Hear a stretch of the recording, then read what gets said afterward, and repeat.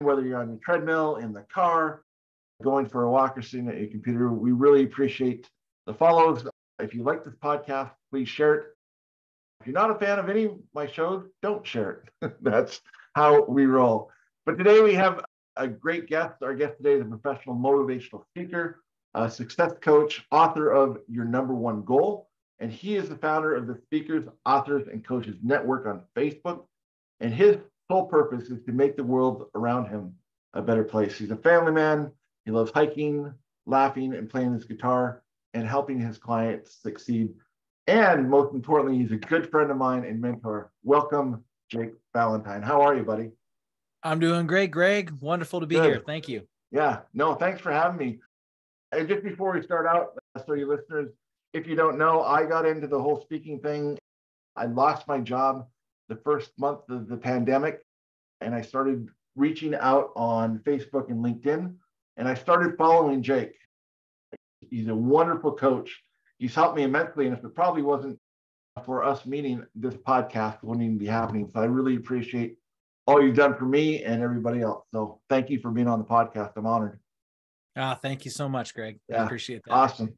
Yeah, no, I really wanted to let our listeners know, obviously it's all about how to work happy, how to see the positive, and you're always, when you coach and when you give the webinars and stuff, it's always about how do we do positive, how do we reach the top of the mountain. So if you can just let our listeners know how this all started. I know the story, but it would be great to hear it in your words. When did you start becoming a speaker? What did you do before, and where are you going in the future? So that's always an interesting question, because I always go, I don't know where to start this story. Because if I go, where was I before I was a coach? Before I was a coach, I was a full-time speaker. Then where was I before that? So there's like a distance between where do I start the story? Yeah. But I'll tell you this, my story started here. Since this is the WorkHappy podcast, my story started from being a college student with a lot of anxiety about work. I had a lot of anxiety about work, and I thought, I don't want to go and be one of those guys that's just clocking in their whole life and absolutely miserable. I don't want to do that. And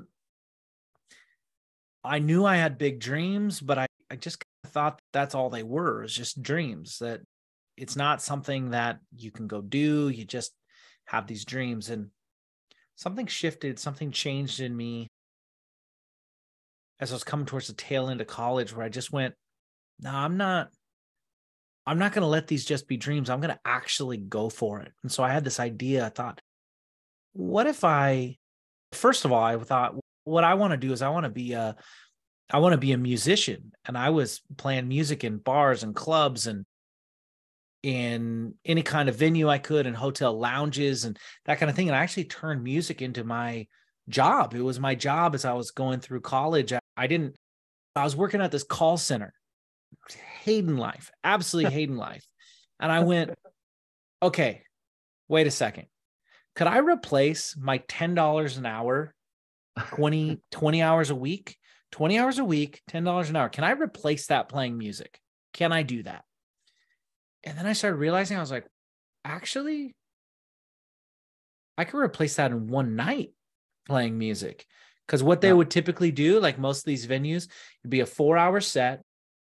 They'd pay you between $100 and $200 just to come, depending on the venue. So 100 on the low end, 200 on the high end. And then you would collect tips, and then also have CD sales, merchandise sales, that kind of thing. And I started learning business based on doing this, because I would go and do that. And I realized if I did things right and set it up right, I would end up doubling.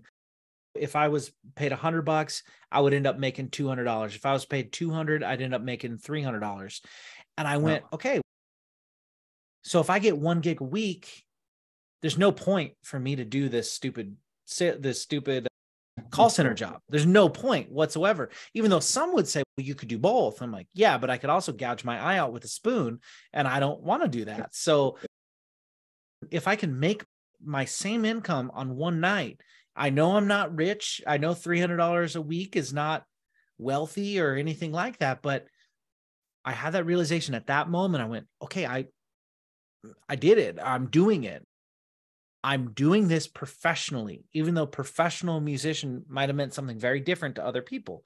But I'm going and I'm using my guitar and my voice, and I'm actually making money doing this. And then I started realizing, like, literally everything that I used especially in speaking, everything I used to get speaking engagements, I learned doing this game, doing the game where I went, okay, so if I could do one a week, could I do two a week? What would that look like if I did two a week? And so I was like, how could I do this? I had already found a couple places that would pay me, because I don't want just tips. I want to be paid, and then I want to get tips and sales on top of that. So where can I find those places? So I couldn't find any of them just on my own, because you can't just search places that pay their musicians. Like, that's not something I could find on Google. But what I could find was the ones that I had already found. They had a calendar of other musicians. And then with that calendar, they now had not just the calendar of other musicians, but I could see who the other musicians are who are being paid here. And I could go to their websites and see everywhere else they were playing at. It didn't mean that all of them were paid, but what it did mean is that these people who are being paid here are also valuing playing there. So it's worth the phone call. And so I started making those phone calls, and then found that most of them were paid. Then I did the same thing with the next place, same thing with the next place.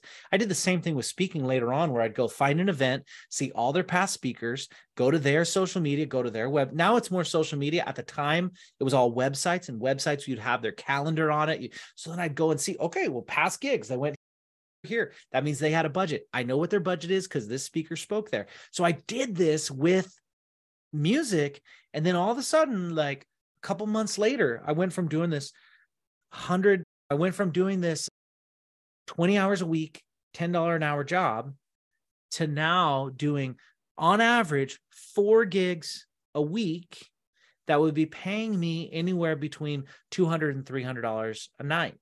So now I'm like, I'm not just doing what I was doing. I'm doing more than 4 times what I was doing before. And once that happened, I'm never going to be what I refer to as a civilian. We have us as entrepreneurs, and then we have the civilians in the world. I'm never going to be a civilian again.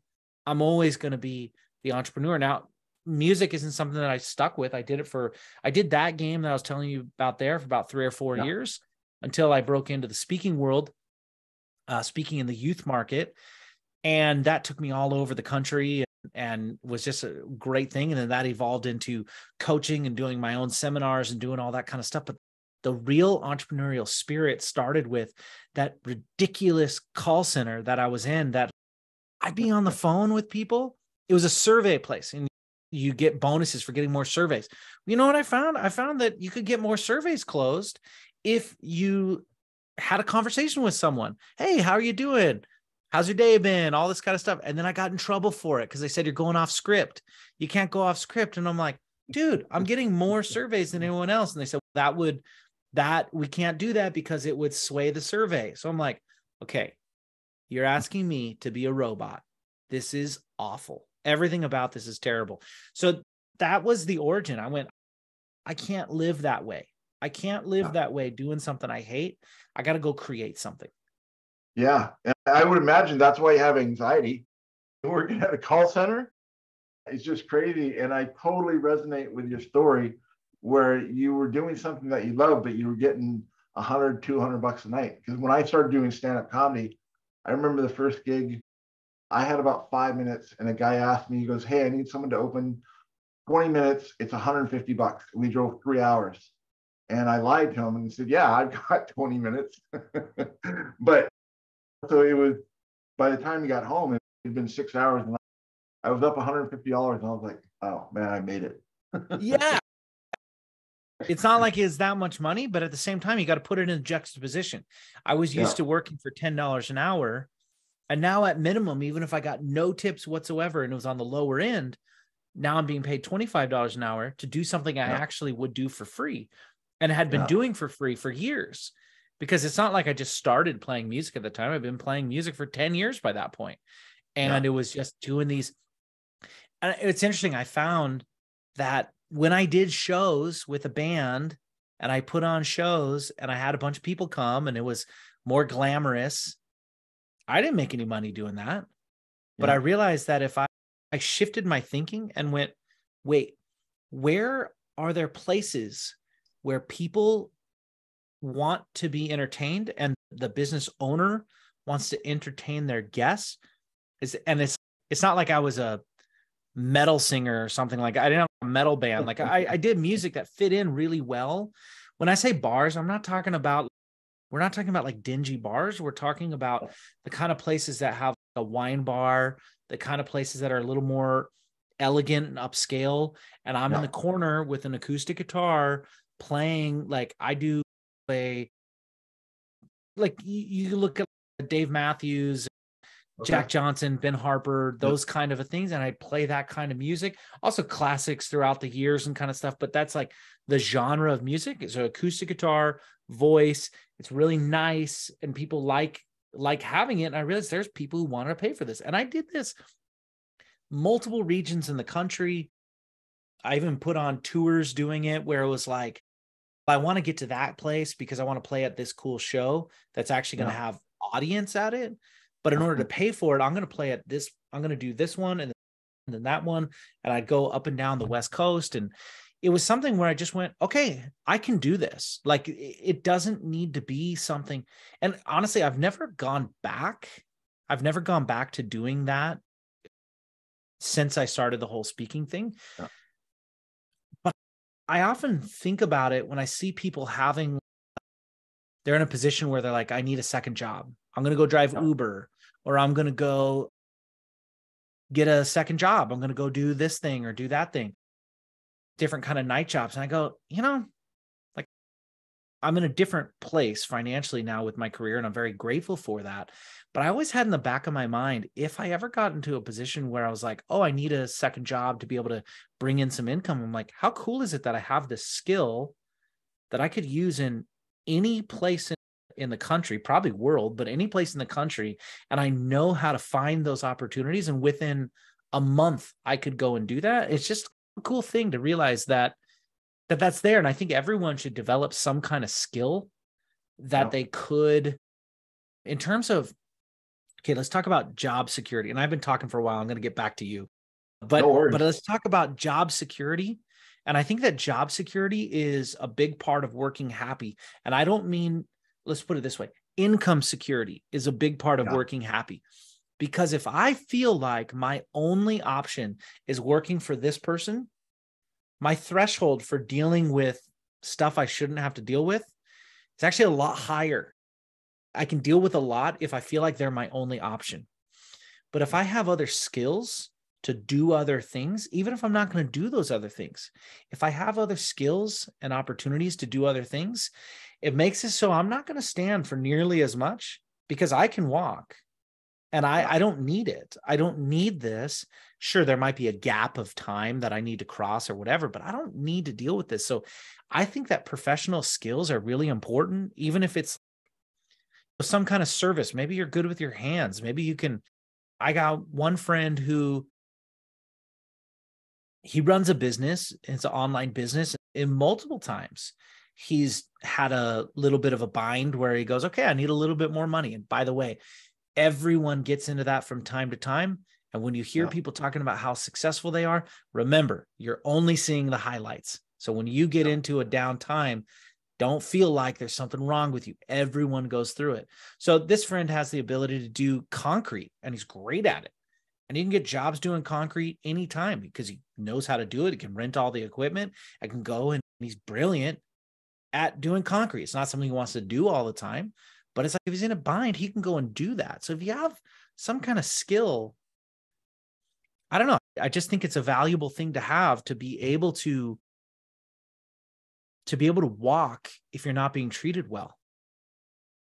Yeah, no, and it's so important. And I've learned it later in life, fortunately or unfortunately, but when you do what you love, the money will follow. And there's just so much more purpose. Since I started speaking and coaching and training with this WorkHappy thing, first time in my life, I haven't worked for money and I haven't worried about money, right? Because serving other people is so rewarding.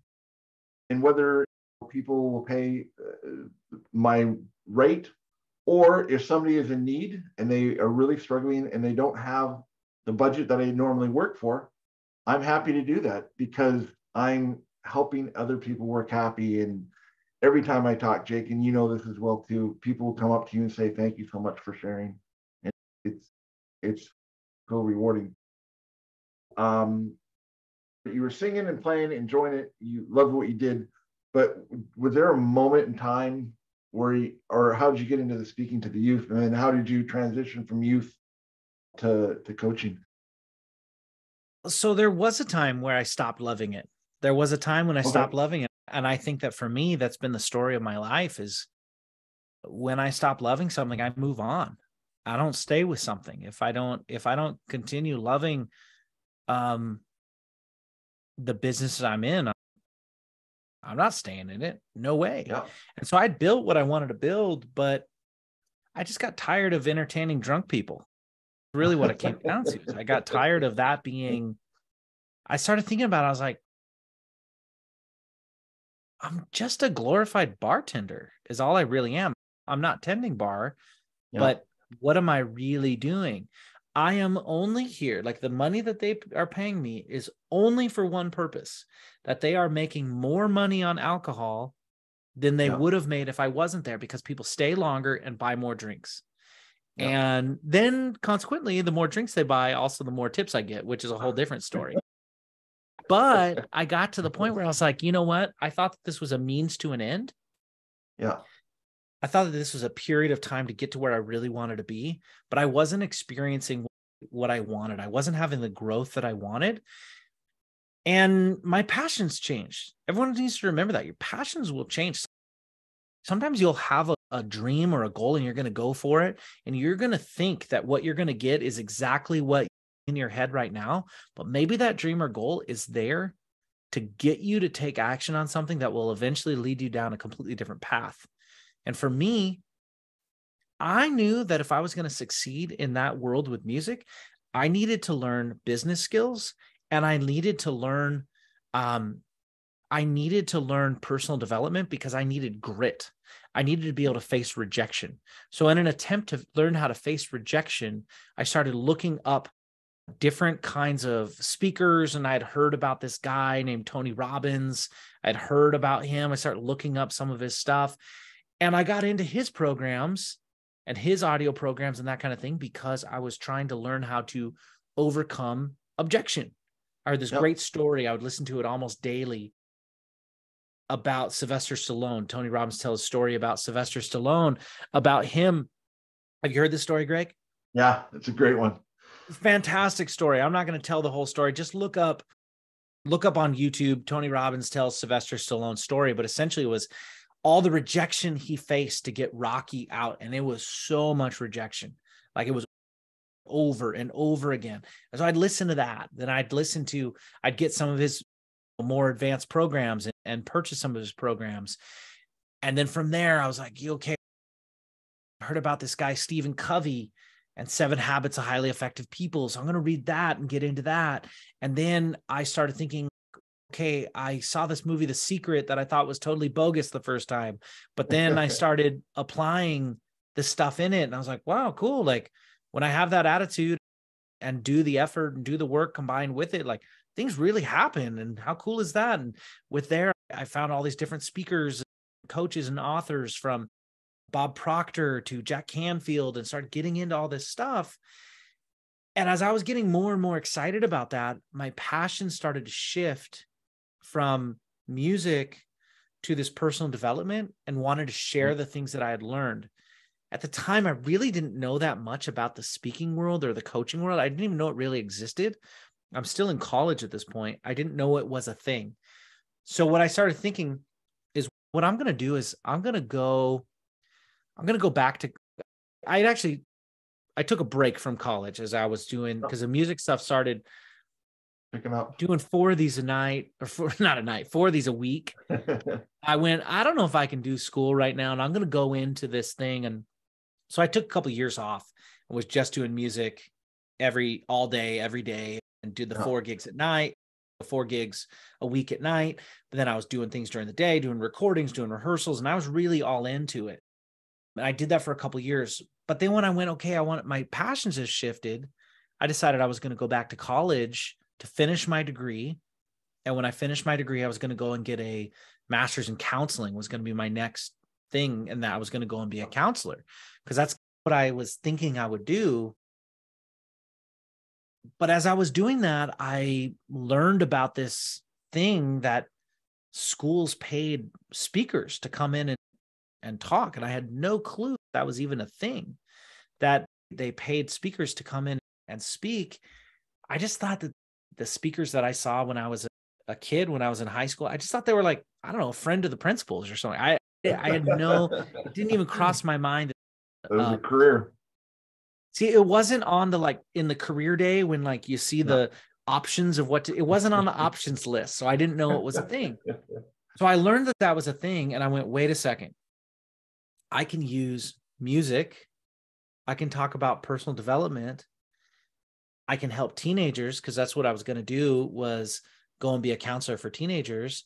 And I can use my skill of communication, which I've always had and done well, and all these business skills I've learned from doing music, I can carry over and use these. I was like, perfect. It's like a combination of everything.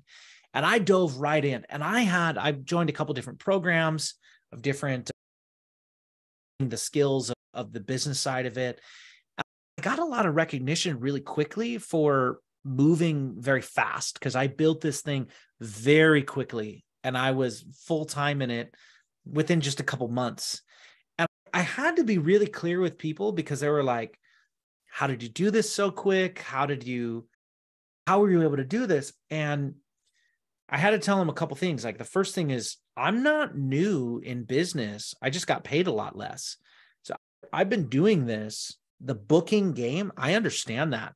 Like some of the other things that I learned in that speaking or the music world was, I interviewed like 30 different bar, restaurant, lounge owners and asked them what they wanted and liked in entertainment. Yeah. And what they said was the exact copy that I put onto my webpage about who I was as a musician. I also talked about what they like, and I highlighted that in a video that I created. And so then when I would send them to this webpage that was just for them, where most musicians are sending them to a page that's for fans or potential fans or whatever, I didn't send them to a page that was for fans. I sent them to a page that was for them. And I made a headline that was specifically what they talked about. The copy was specifically what they were looking for. So when I get into the speaking world, I just did the same thing. I just did the exact same thing. And so I moved really quick, but it wasn't because I wasn't starting at zero. I was starting so much higher because I had done it before. Fast forward 7 years later, I had been speaking for full time for 7 years and seen the entire country many times over again. My son was on his way, and I knew that I wanted to shift things, and my passions had grown more in the direction of personal development and business development.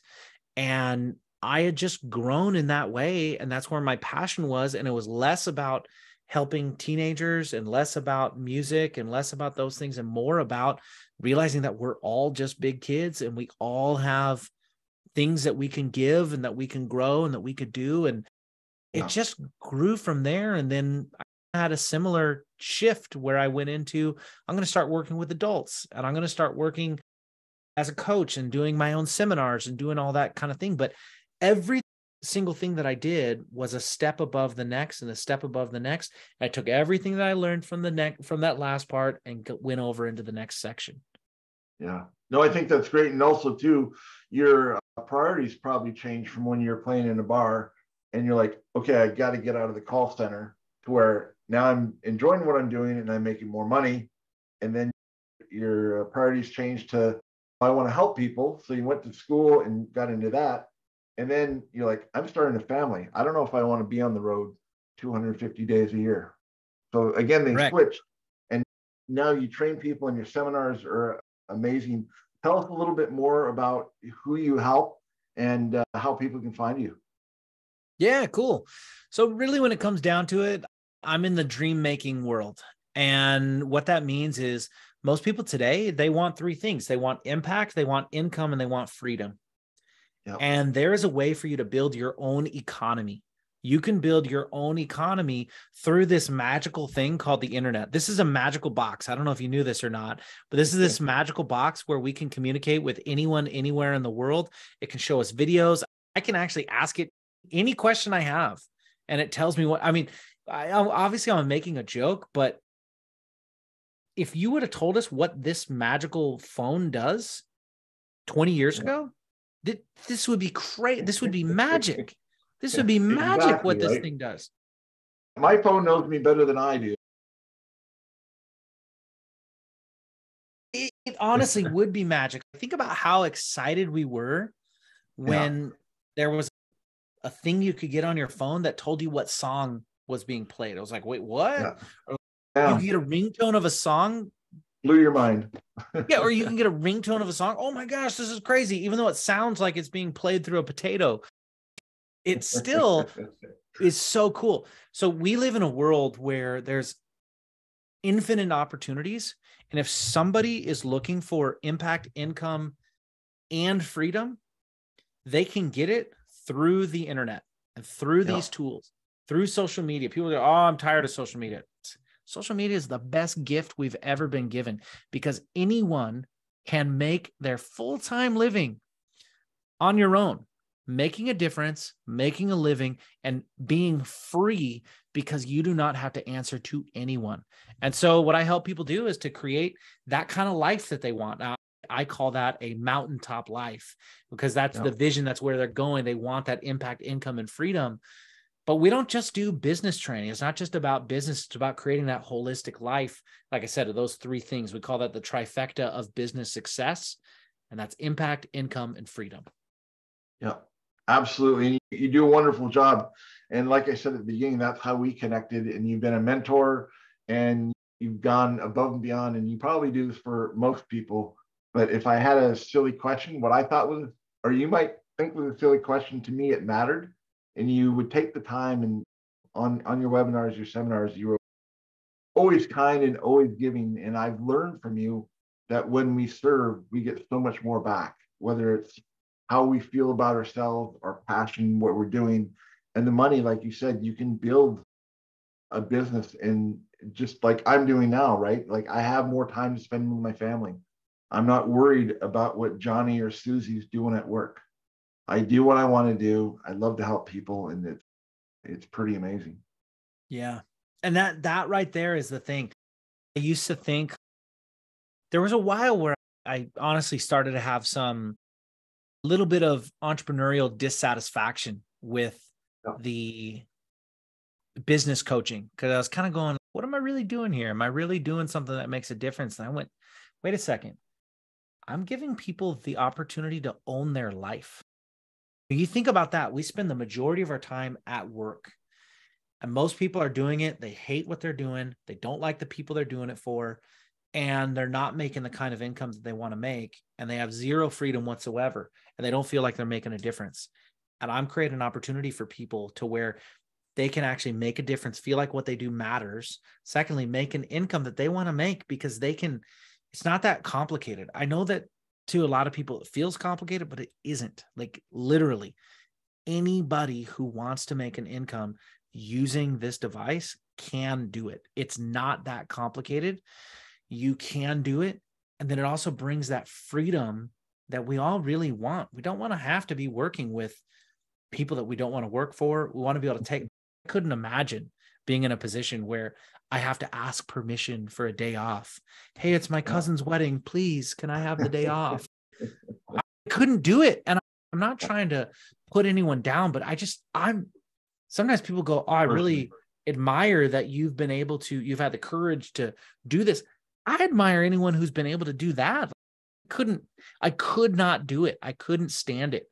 And like for me, it wasn't even an option. It was something I had to find a way to make it on my own because working in the corporate system, I'm just not wired for it.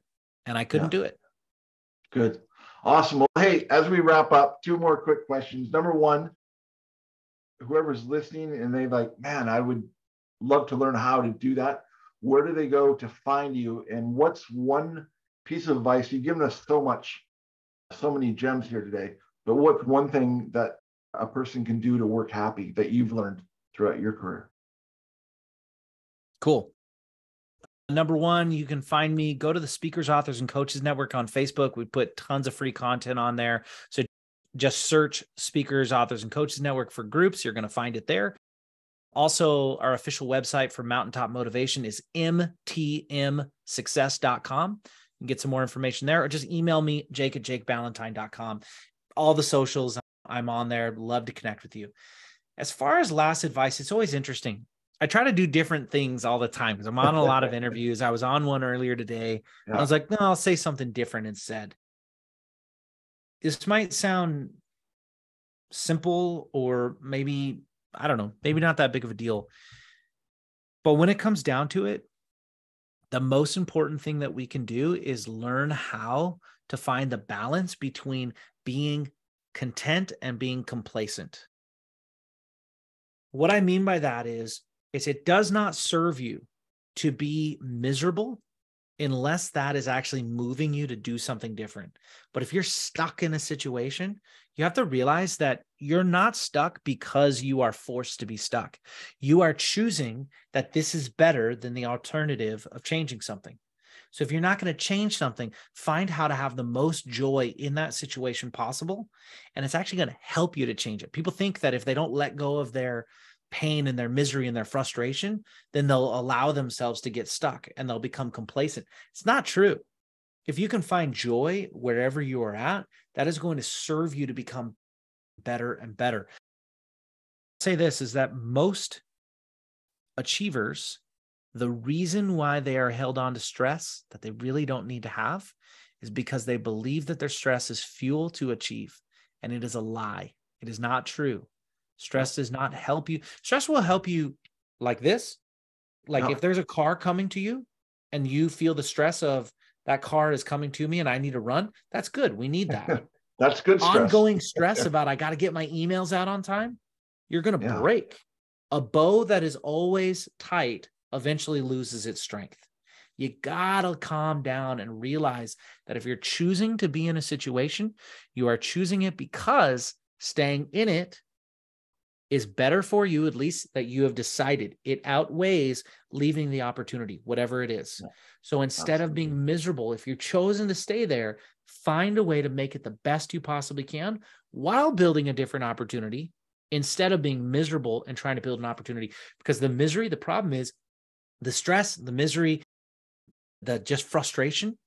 There's nothing more tiring than that. And if you're working all day and you're miserable, you're not going to have any more energy later on in the day to get more stuff done. You need to be light and calm so that you can have that energy. That's my thought. Perfect, man. I appreciate it so much. Thank you for dropping by. Again, thank you for your friendship, your mentorship. And again, I wouldn't be where I am today if it wasn't for Jake Ballentine in the group. So thank you, brother. Hey, thank you so much, Greg. Perfect. Thank you, everybody, for listening. Tune in again next time. And thanks for listening to the WorkHappy podcast.